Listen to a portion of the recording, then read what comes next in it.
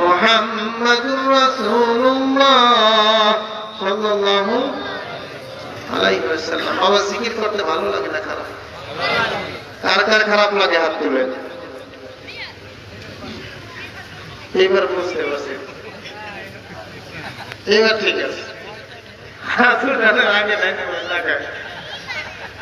চিন্তা করে বুঝলে আমার কোন ভাষায় আসবেন আরো রাস্তা আছে।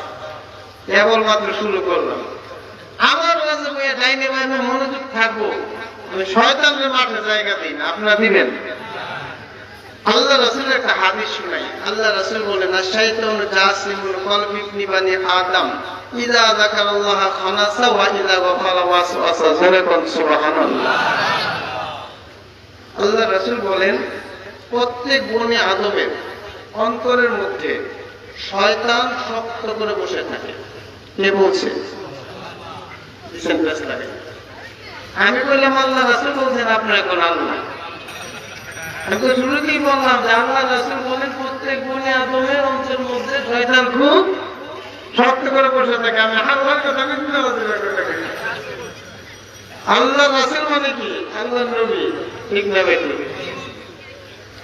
আল্লাহ রাসূল বলে প্রত্যেক বনি আদমের অন্তরের মধ্যে শয়তান খুব শক্ত করে বসে থাকে। রাসূল বলেন, যখন আল্লাহর বান্দা, আমরা সবাই কার বান্দা? রাসূল বলেন, যখন আল্লাহর বান্দা আল্লাহর জিকির শুরু করে দেয়। কি শুরু করে দেয়? জিকির শুরু করে দেয়। এই জিকির কি কোনদিনের জিকির? ইয়ারউদ্দিন খলিফা রহমাতুল্লাহর জিকির, সরমনি পীর সাহেবের জিকির, মুজাহিদ পীর সাহেবের জিকির, শর্ষিনা পীর সাহেবের জিকির।